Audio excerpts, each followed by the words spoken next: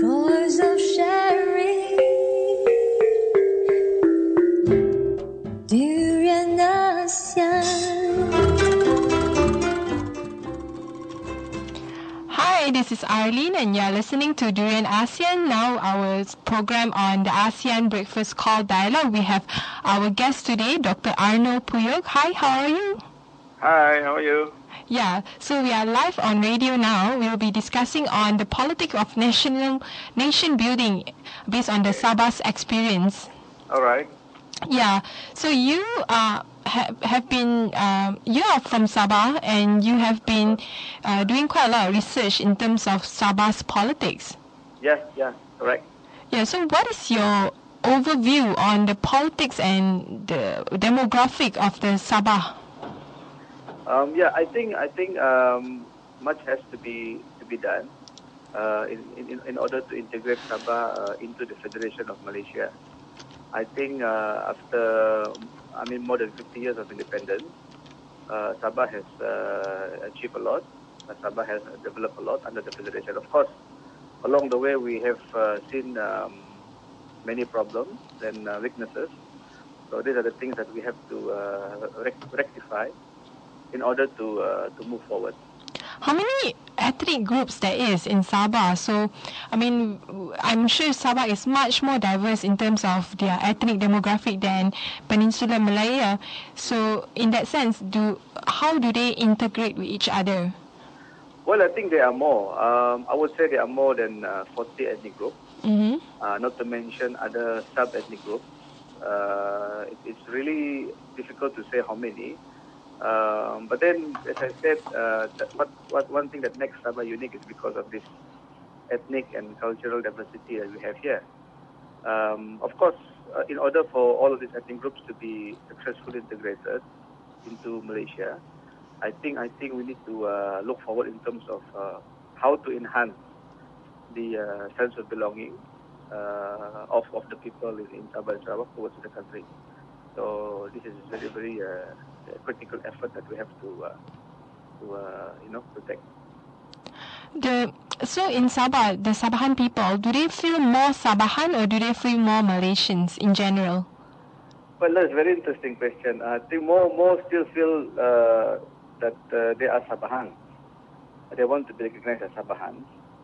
But I think in the last, I would say, 5 or 10 years, especially among the younger generation, more and more of them have begun to recognize themselves as Malaysians, especially like myself, who received education in Peninsular Malaysia, studying in universities in Peninsular Malaysia.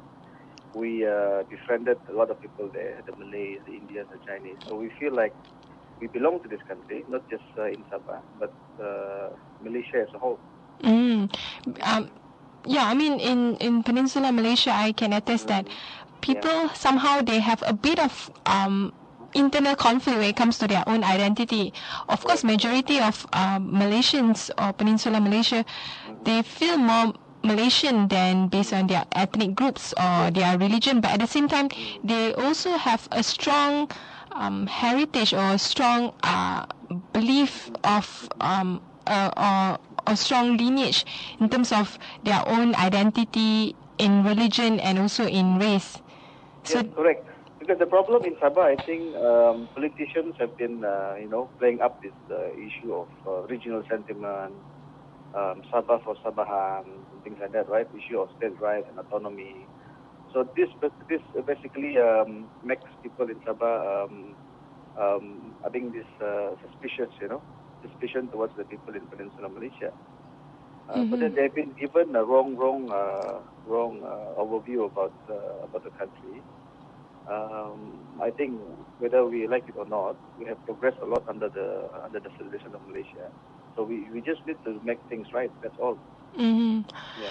Back in the 80s and 90s, there's this one thing called Project IC, and it really affected the demographic of Sabah because a huge pool of people from the southern Philippines, they came to Sabah and were instantly given a a Malaysian identification card, and they have been residing here for years and years, that they already have their own family here. They already call Sabah their home.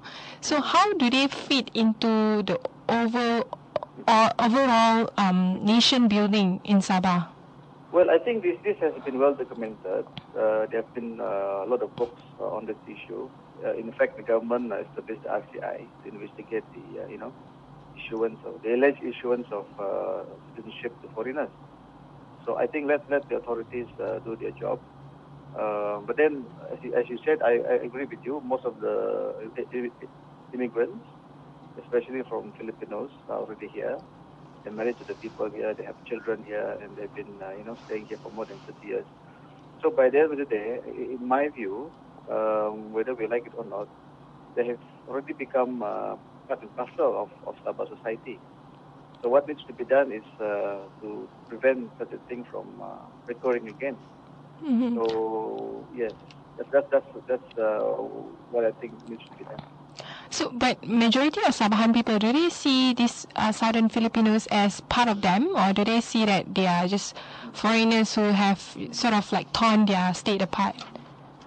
Well, I think for those people who have families here, who have been staying here for decades, I think they have no problem in terms of acceptance by the people of Sabah. So problem is those people who come here without documents, especially the latest arrival of immigrants. Those people who don't have documents, they don't have jobs, so most of them end up, involving in petty crimes and things like that. But those people who have families here, who have proper jobs, proper documentation, who have been staying here for so long, I don't think Sabahans have any problem. In Peninsular Malaysia, the issue of race and religion is it's a contesting issue that has somehow affected the national unity of this country. And when it comes to Sharia law and all these other institutions that protects the race and religion of certain people, it sort of separated some people against another group of people. But what about in the situation of Sabah and perhaps Sarawak as well? There's institutions such as the Sharia law and the National Unity Department actually enhances the sort of national unity among society, or actually it sort of divided them? Well, I think when you look at Peninsular Malaysia, there are three big ethnic groups there, with the Malay in the majority. But in Sabah and Sarawak, there is no particular ethnic group that commands the majority. So that means each ethnic group has to work together in order to form a government. In order to, they have to share power for the government to work. So this is the case in Sabah and Sarawak. Not only that, intermarriages are quite rampant in these two states. So we don't have a lot of problems related to race and religion. Like did the hudud law or the hudud discussion, does it really impacted the people of Sabah? As far as I'm concerned, it is not an issue here. Even the Allah issue is not an issue. But I don't know why sometimes politicians are making it, blowing the issue out of proportion, especially in Sabah. But as far as I'm concerned, it's not a real concern of the people here. I see. Interesting. So what about the political parties and the politicians in Sabah? Like a lot of people in Peninsula complains that the politicians say the dynasty and is somehow torn the society apart, the fabric of the society apart, and political parties are more geared towards their own race or their own agenda rather than looking for the interests of the whole Malaysians. But what about the situation in Sabah? How different would that be? Because we have politicians who have been in power for so long. They've been very complacent. And then there've been no attempts to groom new leaders, new people to take over the government or to take over the political parties. That is why you see there is no progressive thinking. There is no progressive leadership in Sabah. So what needs to be done is to allow young generation, progressive leaders, take the lead. So, just to give a background understanding about the Sabahan politics, can you explain more about how many political parties in Sabah, and are they based on race or are they based on like certain ideology? Yeah, most of the political parties in Sabah are still ethnic based. Of course, before UMNO came in the early 1990s, we have Berjaya and we have PBS. Both were very multiracial in their approach. But after UMNO came, Sabah politics has become very, very communal because ethnic groups in Sabah had no choice but to support political parties that champion their ethnic sentiment. So I see Sabah now becoming more and more communal, just like in Peninsular Malaysia, as far as politics is concerned. So, the political parties in Sabah, what kind of issues usually they would carry for the people of Sabah? I mean, would they focus more on their certain ethnic groups, or do they like fight for certain issues? Well, yeah, even though most of the political parties here are ethnic based, but then ethnic issues are not as pronounced as in Peninsular Malaysia. Most of the issues here are related to, state rights, autonomy. If you go to the rural area, you've been hearing politicians talking about their rights have been taken away, right? So land rights is a huge issue in Sabah. These are the big issues, yeah, especially in rural areas, yeah. So, people always mention to us in Peninsula that Sabah is a model of unity that Peninsula Malaysia can learn from. But do you think the case is so? Yeah, because we have never seen any serious ethnic clashes or religious conflicts in Sabah. And then ethnic and racial tolerance is quite high in Sabah. So I would say, yes, Sabah should play a leading role in terms of how to strengthen inter-ethnic unity. And leaders around the country must, by all means, defend this, because I think Sabah and Sarawak are the last bastion of inter-ethnic harmony in the country. What is the reason that you think enhances or contributes towards Sabah's unity? Well, I think, as I mentioned earlier, it boils down to the fact that each of the ethnic groups here, they have to work together, they have to share power in order to rule the because state. There's no majority there is no race. Majority. No clear-cut majority as in Peninsular Malaysia. And number two, there are a lot of people who are involved in intermarriages. So we are all culturally, related to one another. So we don't feel like we are being separated by race or by religion, because everyone is culturally interrelated. I see. So, what about religion? Because in Peninsular Malaysia, the conversation now has moved from race to religion. It's like the contest between Muslim and non-Muslim. Even the recent issue on the Cadbury chocolate is about a Muslim issue. And in fact, a lot of it cuts across a lot on a lot of issues. It's always the contest between Muslim and non-Muslim. It's either a non-Muslim issue or a Muslim issue. But would that be the same in Sabah? No, because in Peninsular Malaysia, religion and ethnic identity are tied. They are tied, very tightly related. But in Sabah, religion and ethnic identity are completely two different things. Take, for example, the Kadazan and the Dusun, right? We have many Kadazans, we have many Dusuns who have become Muslims, but they still retain their Kadazan and Dusun identity. And for many people here, religion is another different thing, and it must not be mixed up with ethnic identity. While in Peninsular Malaysia, when you are Muslim, you are Islam. That's what the Constitution says, right? So when you talk about Islam and you are also directly talking about the Malay, because these two are intertwined. But in Sabah and Sarawak, religion and cultural identity are completely two different things altogether. I see, interesting. But we will continue again for a short break. We'll have one song played, and later on I will discuss with you more on the national unity in Sabah. All right, sure. The voice of sharing. Durian ASEAN. Welcome back again to Durian ASEAN, the voice of discovery and sharing.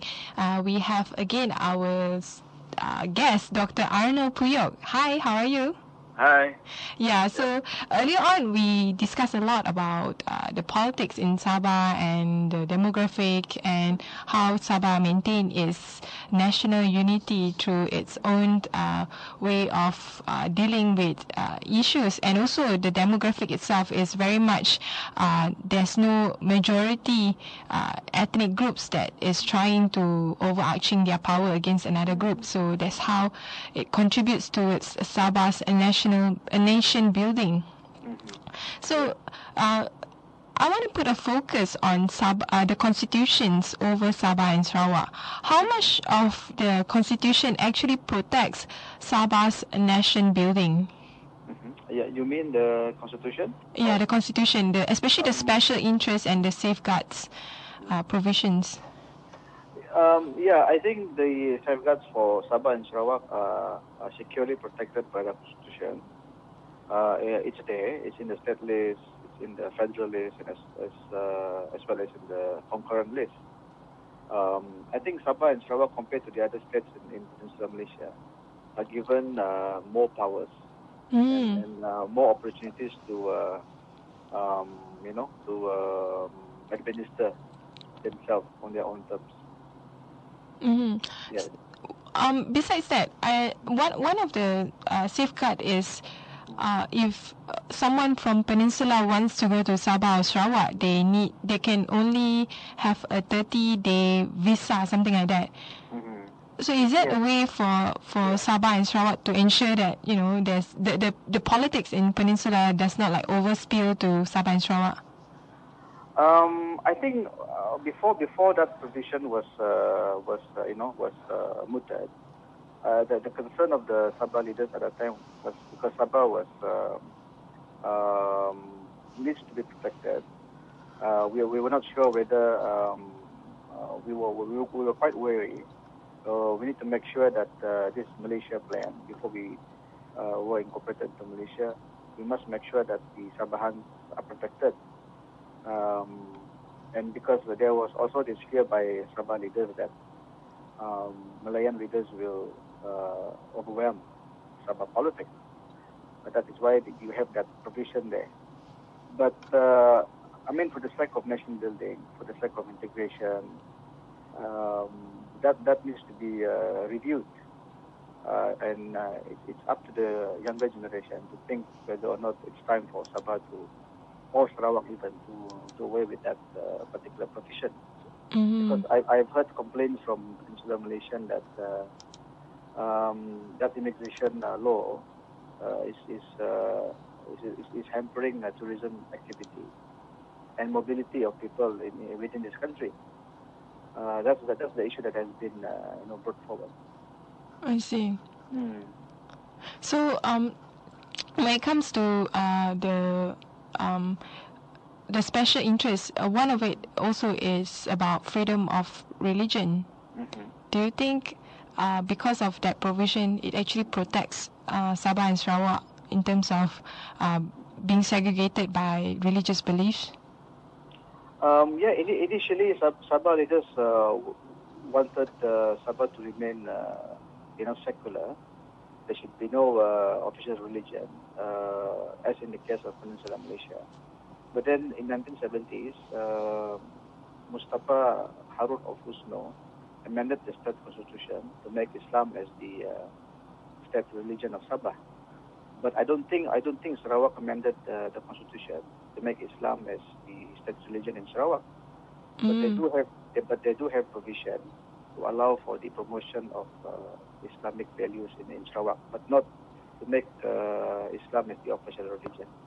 But then again, I think this is not really a big problem because the religious officials, the religious leaders, or even the Muslim leaders in Sarawak know the fact that Sabah is very multiracial, Sabah is very diverse, so they can't just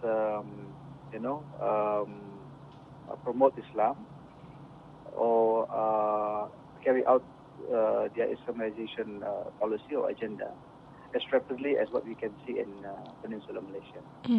So the Muslim in Sabah are quite different from, I guess, the Malay Muslim in Peninsula. Would that be the case? Well, I like to think so because, as I mentioned earlier, people here are very proud of their cultural background. Even though they are Muslims, but they are still very, very connected to their cultural heritage. Like I mentioned earlier, the Dusun, the Kitazan, the Murud. Some of them are Muslims, but they do not want to basically they remain committed. They remain proud to their cultural identity. There's very little voices among the Muslims in Sabah against the issues, religious issues that is happening in Peninsula. For example, the issue on Allah and also the issue on whether it's halal or haram when it comes to like certain products. Why is that so? I mean, I think Sabah Muslim being a bit more, I guess, different in terms of their religious experience and their ethnic identity. I think they actually, voices out an alternative view about, certain issues. Well, I think that I can only explain in terms of because number one, I don't think for the Muslim in Sabah this is a really big issue that you should bring forward and blow things out of proportion. That's number one. Number two, if it's really an issue that needs to be tackled, it must not be done in a way that can create national panic. So I guess that's the sentiment, that's the feeling of the Muslims in Sabah. What does Sabahan thinks of majority of Sabahan? What do they think about the politics in Peninsula? Well, they feel like the politics in Peninsula is too racial. Religion has seeped into politics, and sometimes the politicians like to mix race and religion into politics. So this basically makes things really, really complicated and difficult. And most of Sabahans, I think, do not want the Peninsular Malaysian style of politics to come to Sabah because it's very, very divisive. Yeah. And another thing is about the national philosophy of this country, and one of it, the earliest one would be the Rukun Negara. Do you think the Rukun Negara really affected the mindset of the people in Sabah? Yeah, as I mentioned earlier, the most of Sabahans still hold dearly to their background as Sabahan. That means this regional sentiment is stronger. That is why I think efforts more needs to be done in order to bring the Rukun Negara to the lowest level as possible in Sabah, and to try to get Sabahans into Malaysia by increasing their sense of nationhood, sense of belonging to their country. But at the same time, one must not forget that Sabah is unique, Sarawak is unique, and this cultural identity needs to be retained. What about the politics of the federal, such as the One Malaysia campaign? Do they really follow through it, or do they see it as something that is a very peninsular politics? Well, I think One Malaysia has already existed in Sabah for a long time, so it's not a new term for many Sabahans. It is why when the Prime Minister launched his One Malaysia policy, So Sabahans think that there's nothing new. It's not a new policy, probably a new slogan. But if the One Malaysia policy were to be implemented, were to be practiced, so Sabah has been practicing it for quite a long time. And the nation building in Peninsula, if they want to follow to emulate the model in Sabah, what criteria that do you think, or what kind of areas that do you think they need to improve or they need to change? Well, I think first these racial and religious barriers have to be broken. One must not relate to another through the lenses of race and religion. For instance, if I come from Sabah, you come from Kuala Lumpur, or our friends come from other parts of the country, we must not identify. We must not be strongly attached to our state of origin, but look at ourselves as belonging to this one country. I mean, that's totally true. For example, I mean, I can give this frank example. Whenever I go anywhere else, because my face do not represent a certain any certain ethnic groups, so the questions that I will often get is, what is your race and where do you come from? Yes. But I would never get that kind of remark whenever I travel in other places outside of Malaysia. They will just see me as Malaysian. They would not ask, which race of Malaysian are you? Yes, correct. So I think that's the way for us to move forward, to identify ourselves as Malaysian. If people ask me, I would say I'm a Malaysian. I come from Sabah, and then I'll explain my ethnic groups. But a lot of Sabahan, do they ask those kind of questions? Like, are you a Dusun? Are you a Kadazan? Based on my personal experience, yes. Yeah, they do ask, what ethnic group are you from? Your religion and things like that. But then again, because of the strong regional feeling, these people have no problem, to talk about their race and religion, because by the end of the day, we are from Sabah. We have something to protect. That is the interest of Sabahan as a whole.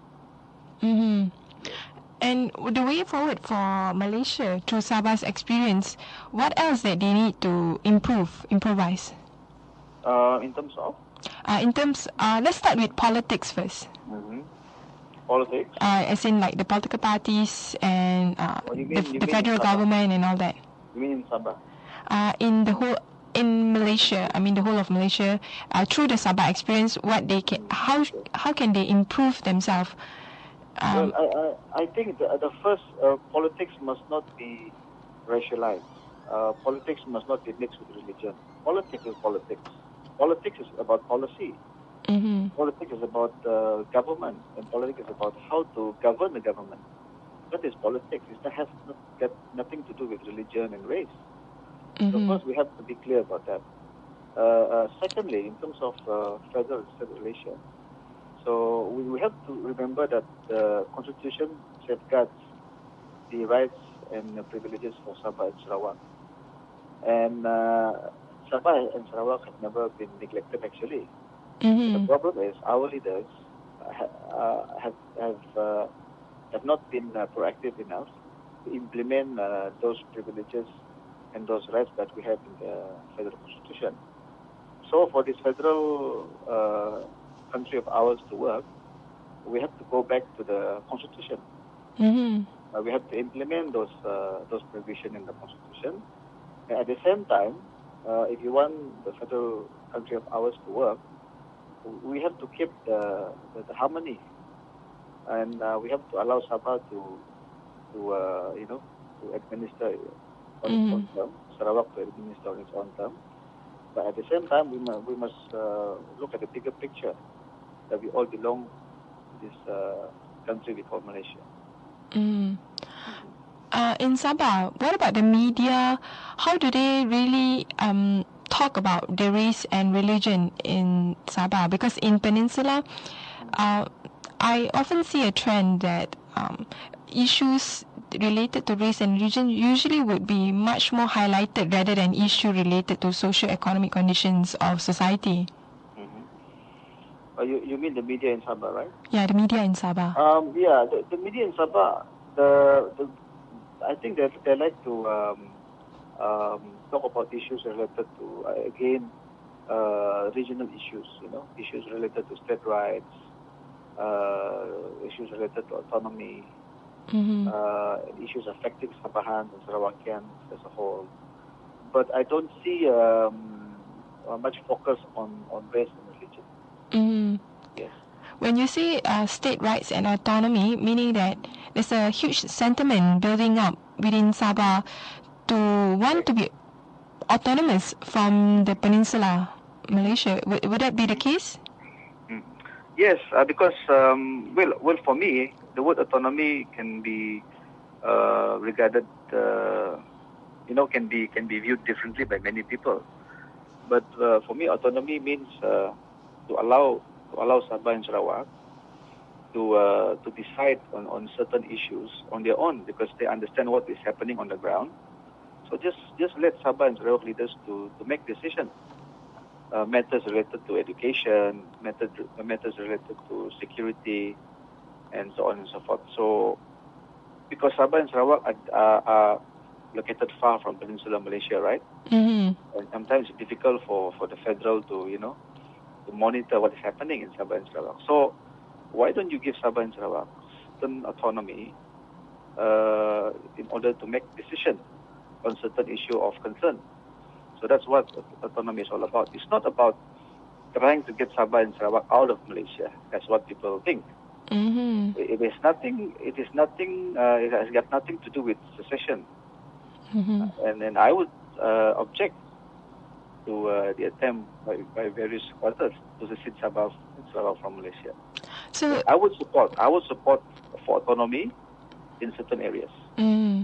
So what you are saying is Sabah wants to govern itself when it comes to like domestic issues. Correct. Yes, because some of these domestic issues can only be understood by people on the ground. So let them decide what needs to be done. Yeah. Do you think some of the policies that the government have enacted since the 70s, for example, the national economic policy and several other policies, like for example, I think in one of the special interests in Sabah is to ensure that the government is populated by people from Sabah, but I think that's not the case anymore, where there's a lot of people from the peninsula that populates the civil service in Sabah. How does that affect Sabah's politics and society in general? Well, I think after 2008, we have seen many Sabahans have been given the opportunity to lead important government departments. Yeah, because more Sabahan member of parliament were in fact being elected. Correct. That is the way forward. So I think Sabah and Sarawak leaders have to be persistent. They have to be committed in calling the federal government to allow more Sabah and Sarawakians to take part in the country's decision-making process. That is happening slowly and gradually happening, and then that has to be supported. Yes. That is the interesting development in the 2008 elections, as well as the recent ones. Even though people echoed that why Sabah and Sarawak is still electing the Barisan Nasional, but in the interesting development is because majority of those in Barisan are Sabah and Sarawakian, it seems like a lot of the issues in Sabah and Sarawak are being highlighted in the parliament, which is I think is quite interesting. Yes, and I think this is the time for Sabah and Sarawak to set the record straight and to look specifically at things that have been neglected before, and this is the right time to correct them. So that's where I want to move to economic issues. How does it impact the nation building in Sabah? The NEP, National Economic Policy, really impacted the nation building in Peninsular Malaysia the sense of distrust among Malays and non-Malays, because when it comes to the quota, it seems to favor more Malays than non-Malays in various economic areas such as housing, education, and all that. But what about in Sabah? Does it really impacted Sabah? I think the new economic policy is a good policy, because if you look at the objective of the policy, it's number one, to restructure society, and number two, to eradicate poverty, irrespective of races and religion. But then the problem boils down to implementation. So because we have problem in terms of implementation, so people who's supposed to be who's supposed to benefit from the policy didn't get what they're supposed to get. But overall, I think the policy have managed to help people, especially in the rural area. But of course, some have not been some have been neglected. That is why I think a continuous effort has to be made in order to rectify the loopholes in the policy. What about socially? Like, how much of Sabah, the sense of being a Sabahan has really moved forward in terms of in time? Because I think a lot of young people, they said to me that the politics of Peninsula has totally changed, not totally, but somehow cracked into the social relations among Sabahan people. Do you think so? Do you share the same sentiment as well? Sentiment of? As in, like, the issues and the politics and the societal in Peninsula has impacted in recent years the social harmony of the Sabahan people. I think if you talk to the young people, young professional people living in the urban areas, in a way, the new politics that has swept Peninsula Malaysia since 2008 has somehow arrived in Sabah, but not totally. But in a way, it has allowed the young people to speak up critically of the way the government governs the country. Some have begun to have their own blogs, and then some have begun to write about political issues, social issues. And if you look at the Facebook, there's been a growing number of Sabahan opening Facebook accounts. Yeah, and the civil society of Sabah and Sarawak has become expanded to the extent that you cannot ignore it anymore. Yes, especially in the cyberspace. So there have been a growing number of NGOs, in Sabah and Sarawak. So I think this is the development that is happening, especially after 2008. And in fact, the call for Hari Malaysia, instead of just celebrating the Independence Day, which is quite interesting because I still remember when I was younger, I have no memory of celebrating Hari Malaysia or 16 September at all. And in fact, we have no clue about it other than learning it in the history textbooks. But only after 2008, the call for, putting more prominence towards Hari Malaysia, rather than just celebrating Independence Day, which is more towards the Peninsula Malaysia's issues. Peninsula Malaysia's rather than the whole of Malaysia. Yeah, I think that's a good development. That is a good development because we recognize the forming of this country. We recognize that Malaysia was born in 1963, and if not because of Sabah and Sarawak, there is no Malaysia. So I think this is a good recognition that should be applauded because finally we come to the point in our history where we recognize the year that Malaysia was formed. Yeah. And because of this, I think it somehow contributes towards the nation building of the whole of Malaysia. Events like Hari Malaysia and all that. Yes, correct. Yeah. In fact, I would suggest Pesta Kaamatan and Hari Gawai to be made national holiday. Yeah, I think was it yesterday, Hari Gawai? Yeah, it's the first. Yeah, I saw it on Facebook. We have 31st Pesta Kaamatan, and I think 1st of June, Hari Kawai. So why don't the government make this two joyous occasion national holiday for all to celebrate? I think that would be very good. I mean, at least people will be... That will contribute towards, nation building. That's true. Yeah.